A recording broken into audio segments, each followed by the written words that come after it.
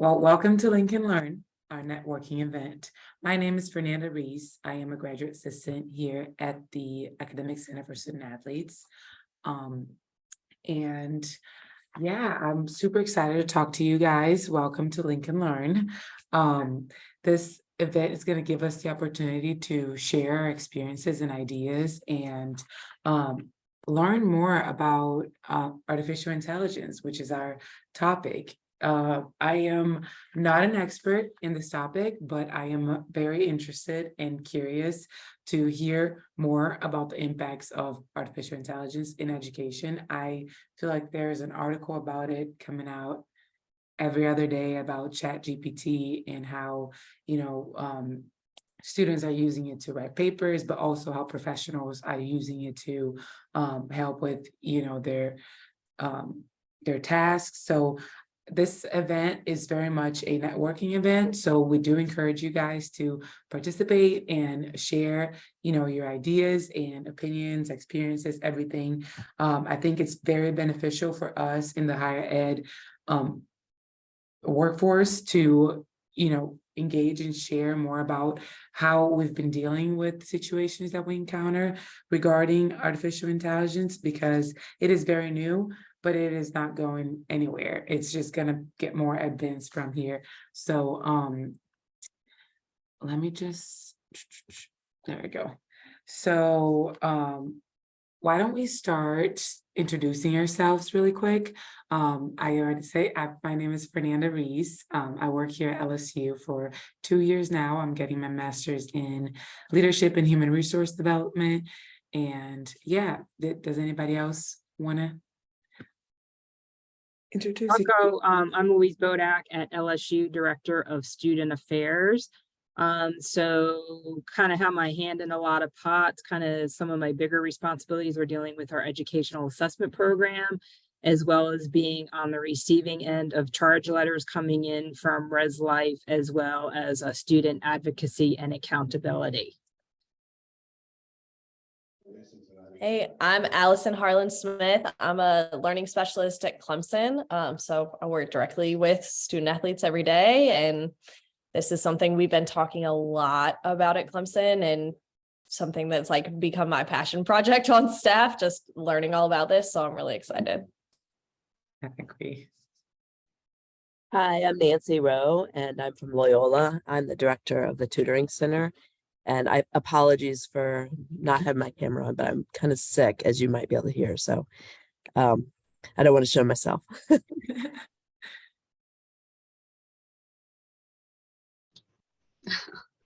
I'm not sure. Can you hear me? Yes. Oh, okay, good. I'm Summer Sarmini. I'm the assistant director for math tutoring at Loyola as well. And I'm just interested in the topic, so I'm here to learn and Me too. I'm Melinda at Southern Miss. I'm a learning specialist. Very interested in this artificial intelligence. I was a computer programmer before I stayed home 17 years to be a mom. But anyway, we have had our first student athlete tagged for a paper written by artificial intelligence. So Turnitin is picking that up. So that's the first, we've had our first one that we've had to deal with. I myself am playing around right now with Chat PDF. I don't know if y'all heard of that one, but you can upload a PDF file and chat, ask it things, and it'll find the answers in the PDF, which is probably a terrible thing that Wow, I've never heard about that one. yeah, so Wow. it works. I've uploaded class notes, and then I'm in an old quiz and I'm asking it questions and it's pulling them right up.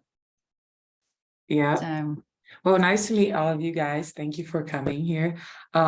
Yeah, one of the first questions that I had to really lead this discussion is, what are some of the ethical concerns surrounding AI in education, and how can we address them? So I know that Allison, you said that you've encountered a situation we have as well here, and we're all trying to figure out how to address this, right? Because like Melinda had mentioned, Turnitin is not catching up to a lot of those papers written by ChatGPT, but there might be a new program coming in that can, right, detect AI. Turnitin does check it now. It's real Right. recent. Like the beginning of April is when they came out with it. So it's in there. Yeah. And how do you guys have been addressing these issues that you see in Clemson, for example, Allison? Well, I actually was on Clemson Online, like the university put on a webinar yesterday about how Turnitin works and catches things. So that was super interesting just to see it from the professor's end and see what they can find out. Apparently it works about 99% of the time, but one of the things, we've also had students get turned in for using it, but the university is still trying to catch up, I guess, with the technology. It gets against the honor code, but it will be in officially like a line about using AI will officially be in the honor code in the fall. So right now, what we've been told is just to tell the students that it is plagiarism and don't use it, but we don't have any formal education or like a plan for how to address it with students other than like one-offs. If you hear a student say something about it, whatever, then say something. But I'm in charge of our summer bridge program. So one thing that I'm really pushing to implement is saying like, hey, you have these things, but you cannot use them to write your papers. You will get caught. The academic integrity policy at Clemson is super strict. On your second strike, you're kicked out. So it's like real intense.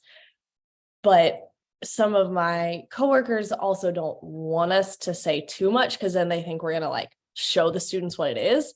I'm like, they already know. Like, I promise you, They know. They already know. Well, I'm not sharing anything with them that they haven't already seen on TikTok or whatever. So it's just interesting. We're working on it. It's a work in progress for sure. Right. And it is easier to detect that once you know the writing style of the student, right? Once you have a writing sample that they write, it is clear the difference of the structure of the paper and all of that. And that's what I discussed with one of my professors as well. I was curious. I was like, how are you as a professor trying to detect that? And, the amount of papers that they read a day, it is easy to pick up on which ones are too structured, right? But yeah, thank you for sharing that, Allison. I think we at LSU are also trying to figure out how to put that on paper and make it like official. It's just everything is very new, and with the technology nowadays, things are growing fast. Like if they didn't know about it 2 months ago, they do now, and the conversation goes on. But on that topic too, how do you guys think that we could use that to our advantage in higher education, and how can AI, if we know that it's not going to go away, we might as well use it for our advantage in some way. So how do you guys think that AI could maybe be beneficial for higher ed and professors and organizational tasks?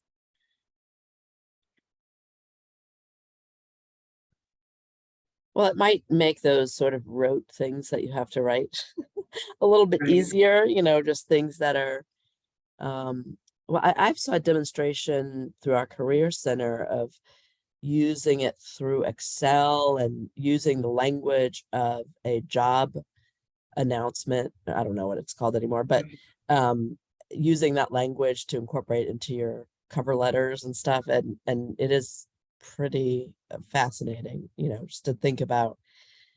I don't know.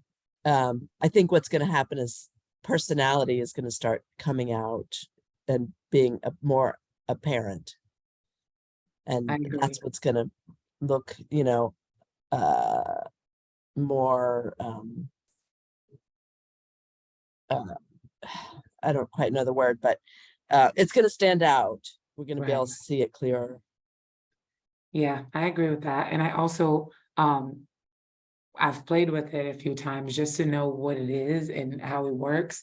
And you can tell when it's AI writing or when it's a person writing something. So yeah, I think there are a lot of advantages that we could use in the higher ed workforce, but it is definitely something that we need to look out. And do you guys have any opinions or ideas of like what do you think will be the most like significant changes? I was reading an article that you know, was talking about how AI might be almost like a step back in the classroom where students are now need to write essays sitting down in the classroom or, go back to pen and paper because it might be difficult, especially in this transition point that we are right now, that we don't have an official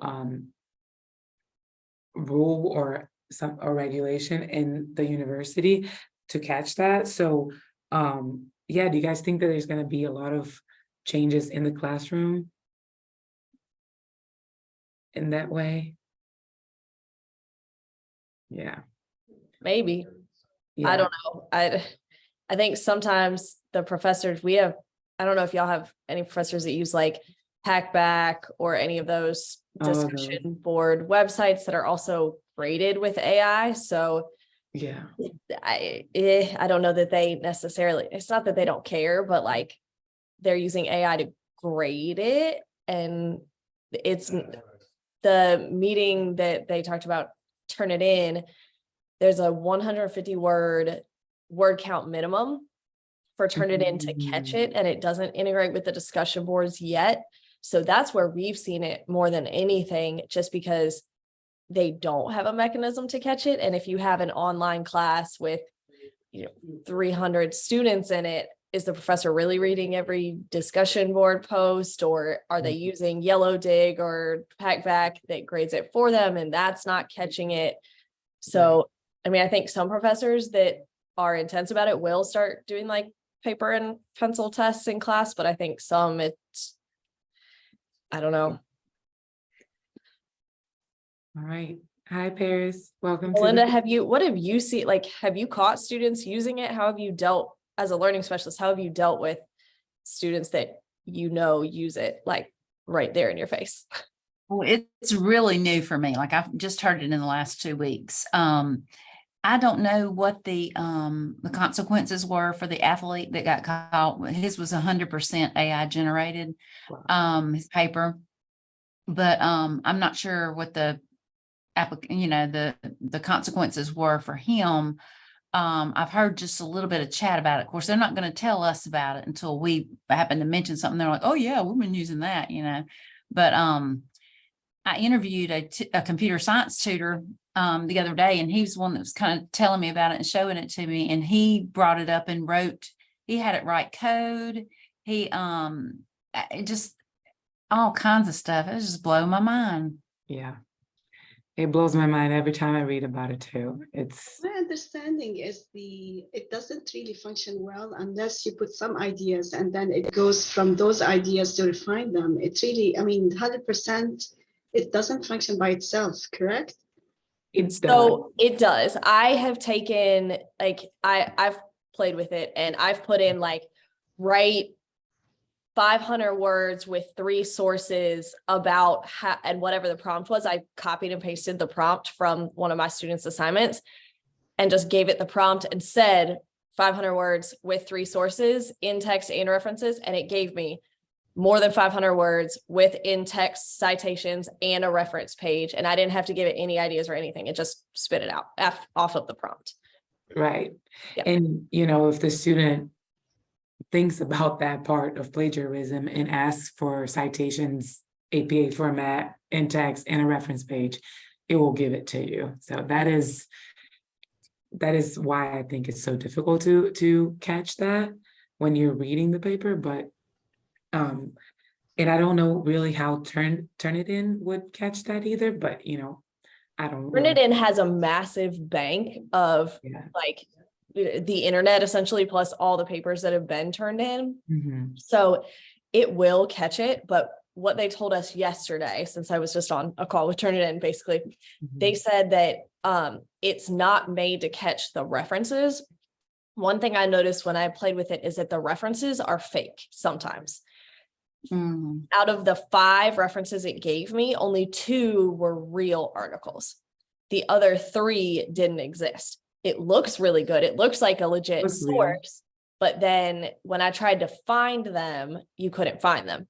But Mhm. apparently Turnitin doesn't do that yet. It's not advanced enough to check those references. I see. So yeah, it's good at the text, but it isn't up to catching the references yet. And our professor's really going back through and checking everybody's references. I don't know.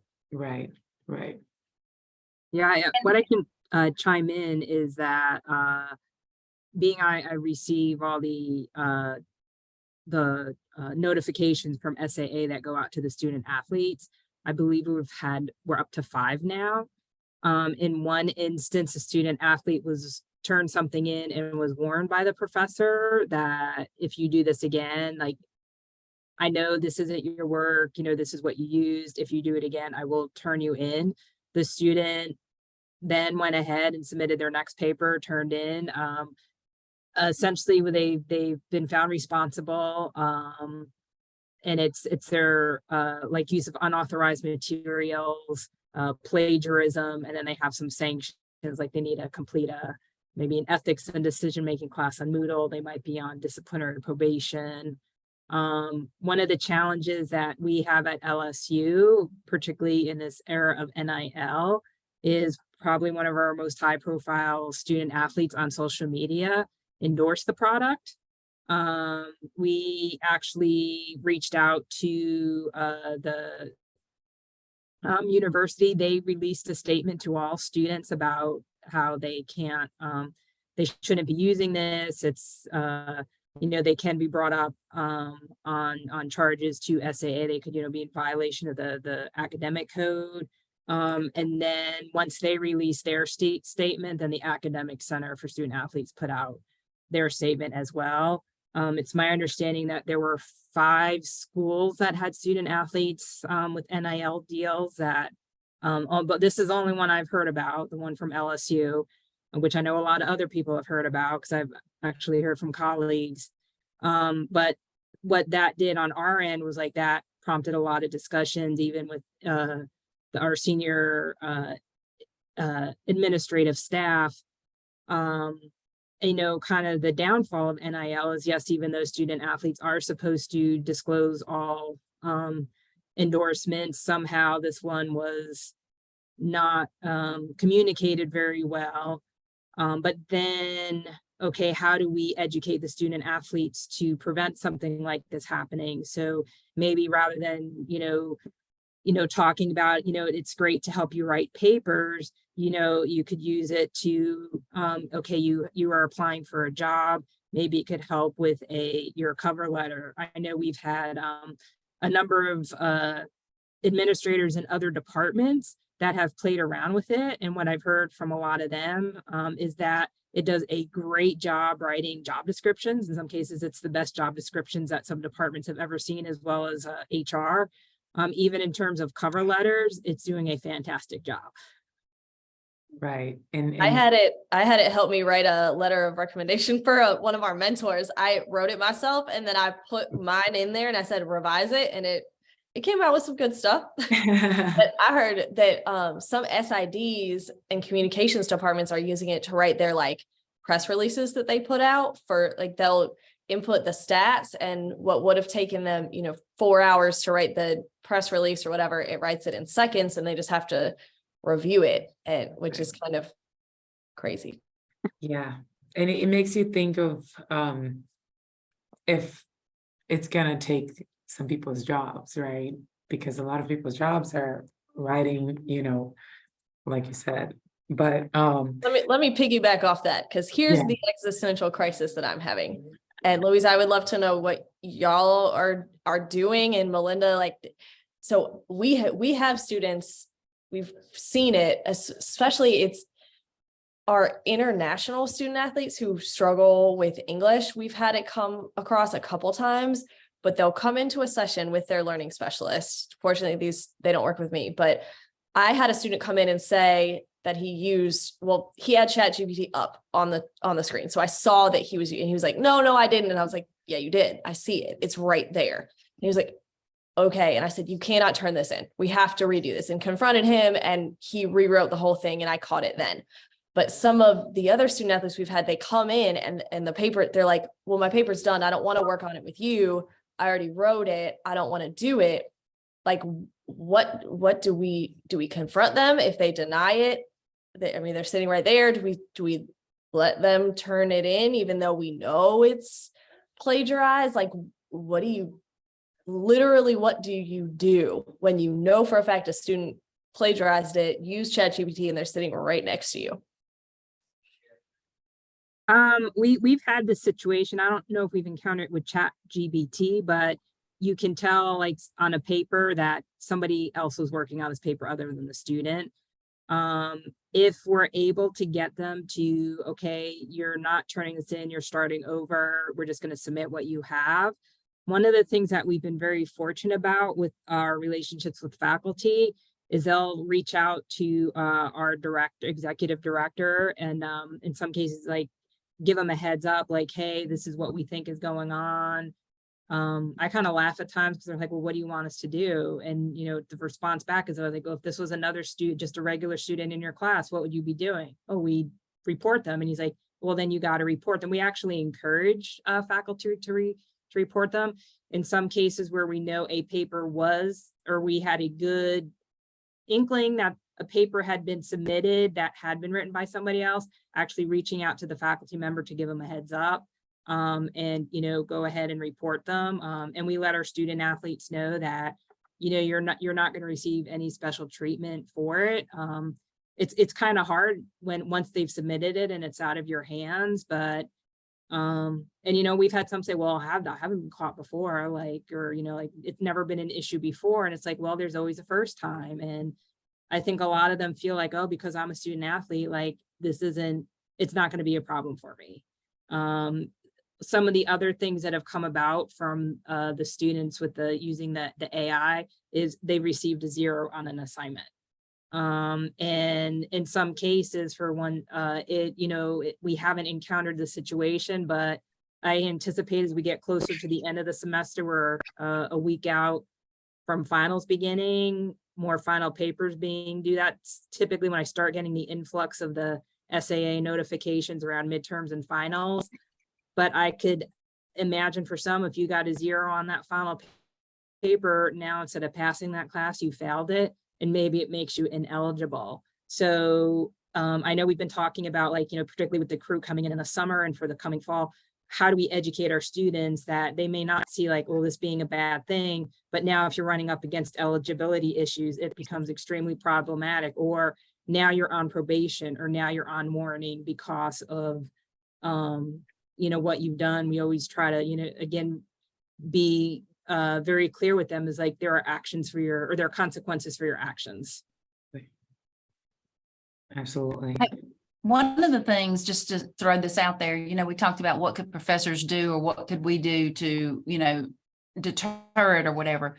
The version of ChatGPT that is free, the knowledge cutoff date is September of 2021.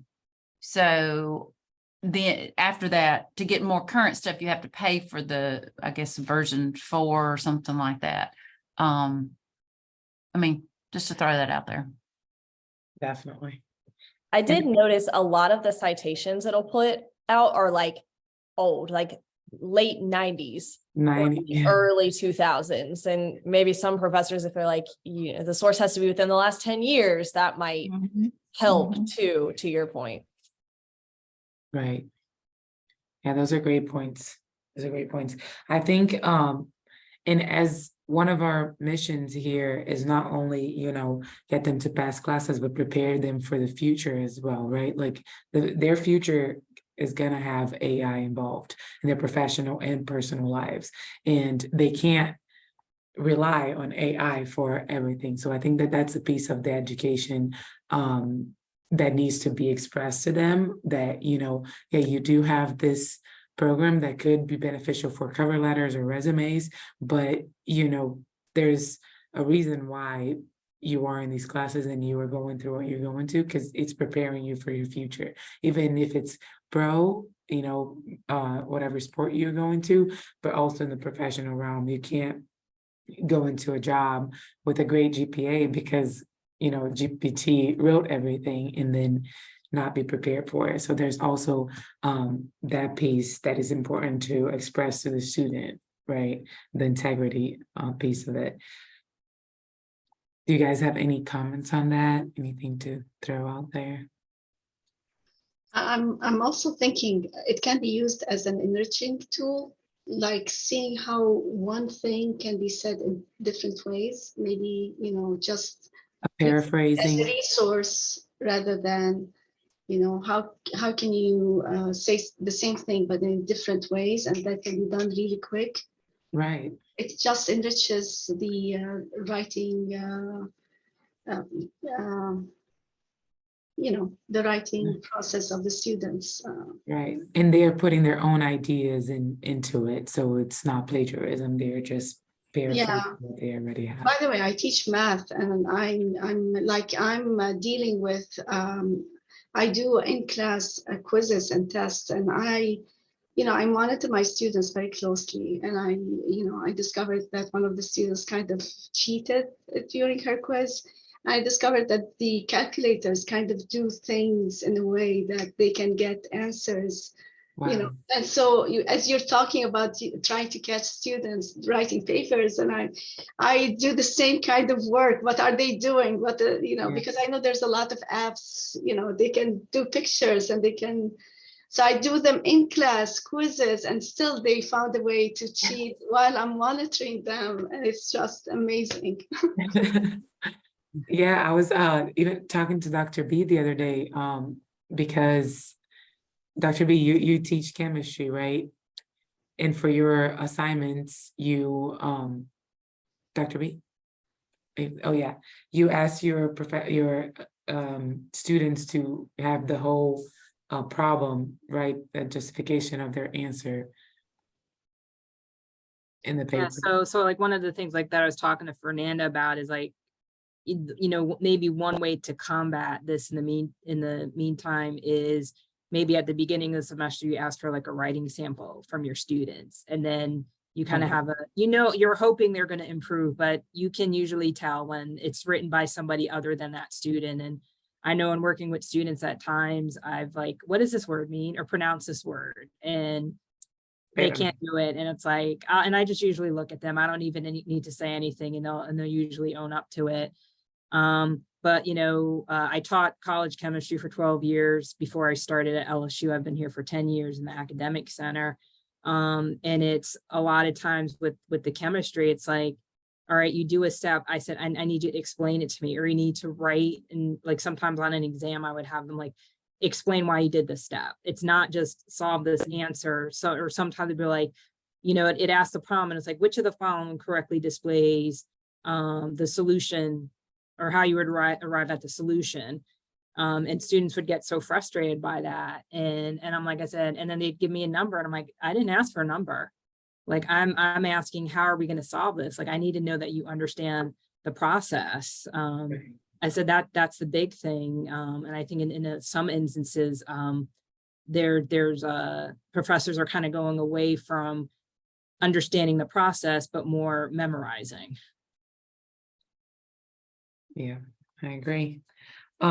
Taking a little turn on this, I've seen also how ChatGPT for learning specialists or tutors that deal with students constantly, how they can create a personalized study guide or learning depending on the learning style of the student. So if a student is a visual learner or a hands-on learner, there's also this, it's a resource for us to help them, not necessarily follow everything that they say to do, but, to get more ideas into how approach different types of learners in different ways. And I thought that was very interesting of how we can, write you a whole study plan depending on how you learn better. And that could also be a resource for just an idea that I'm throwing out there for, us that deal with students constantly. So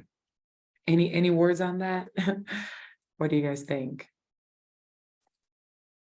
I think that's where our leadership has kind of, they're trying to figure out whether or not we should teach students how to use it appropriately and what's right and what's not right. And even showing them, like I said earlier, showing them period, is that opening the floodgates and showing them like that you can do it or not. Is what happened to one of our students is a professor in class did an in-class activity where he said, use ChatGPT to compare these two terms and then turn in what you find, like teaching them how to use it and what a way to use it is. Well, then one of our student athletes turned in a writing assignment for that class that ChatGPT wrote. And the student said, well, the teacher told us how to use it. He taught us to use it. So why can't I use it to do the assignment? Right. And so that became a whole thing. And so our administration is like, well, we don't want to show, like, can they differentiate the good ways to use it versus the bad ways to use it? Maybe not. So we shouldn't be educating them on it. Yeah. But I don't know if that's right or not right. I don't know if what y'all's thoughts are. Like, Melinda, are y'all going to educate your students on what it is and not to use it, or we're not going to touch it? We don't know. They're not known for using things for the good. That's what I'm saying. Right. Yeah. But just like in the math classrooms, you can use those things they use to work math problems. You can use those for good. If you're really struggling and you need help learning how to do something, it'll show you the steps, if you use it for the right reason. But yeah. Right. Yeah, and it is definitely. Are y'all at LSU gonna teach them? I don't know if we've actually had that conversation yet. I think it's going to be upcoming. But I know, like, when it came to, I'm drawing a complete name blank on where like kids can go and do flashcards for, like, you look up a course and they have, I'm drawing a blank on, what was it? Quizlet. Thank you. Like, I know, and we in our tutor training, it's like, you can't use this with your students. We don't want you showing it to them. We've actually had some professors in their syllabus, say you're not allowed to use the following for this course. Now, just because we're not using it with them, I mean, they know it exists. I'll have students tell me, like, are you studying? Yeah, I found a Quizlet for this course. I'm like, and then just, try to, explain to them why that may not be the best option. It's like, number one, you didn't write it. Secondly, maybe that was a Quizlet from this class 3 years ago. Maybe they covered less material going into this exam or more material. We've had some professors, and having been a former professor, I honestly do not know how they had enough time to do this, but they would go through Quizlets for their courses, find incorrect questions or material that was incorrect, purposely put that on the exam. So students they knew which ones were studying from it because they knew which questions were coming from that Quizlet. And I'm like, okay, that's too much. I kind of like the deviousness of their mind, but, like, I didn't have enough time to do that as a professor. So I don't know what we're going to do with ChatGPT. I don't even know. I haven't heard if they're looking to redo the student code of conduct or anything. They did a big revamp this past year. I don't know if they're going to be doing another one. But yeah, it's definitely discussions that we need to have to kind of get in front of it. But I think at the same time, we're also, it's like, and it'll be interesting come maybe even the summer and the fall. What do the syllabi look like? Are the syllabi telling them, you can't use ChatGPT? Because we've had some students in some of their SAA hearings, when they've gone, it's like, well, it didn't tell me in my syllabus I couldn't use this. So why am I getting in trouble for something that they told me I couldn't use? It listed these other ones. So I don't know. It's technology is advancing at a rate that's way too quick for policies to keep up with. I Yeah. think the first Chat GPT just came out in November. And it's already so Yeah. huge. Yeah. I think it is a little too early to encourage and try to teach students how to use it the right way. I think we're gonna have to wait and see how far this is gonna go until we encourage them to use it. But yeah, there are benefits, but for higher education is definitely a topic that is hot right now. So do you guys have anything else that you guys want to maybe discuss or share ideas, experiences, anything? Well, the one thing I'm going to put in the chat, I'll do this here after I'm done talking, and I shared this with Fernanda earlier, Yeah. is I came across an article. So like here we're focusing on higher education, but there's something Chat GPT can help doctors and hurt patients. And it's talking about, so clearly, like, you know, maybe transcribing medical notes, it's helpful, but this was actually saying that some doctors are maybe going as far as asking for ethical decisions, like what should I do in this case? Yeah. I was kind of like, ooh, I never even thought about that until I read this article. There are medical versions of like Chat GPT that like there's a Bio GPT that's looking at medical tasks. I was kind of like reading this article. Again, I can't look at the authenticity of this, but it just kind of like made my mind spin. So I'm going to go ahead and put that in the chat. You know, this is something I think that is going to be pervasive, perhaps in all areas of Our lives. our life. So I just put the link into that Yeah. article. I may be the last to know about this one, but I heard this one a couple of weeks ago. It was a discussion about contract cheating. How that when you know you're on Instagram or you're on something, you're that maybe your schoolwork is somewhere and something will message you like you could get some help with your homework, you know, you could get a tutor.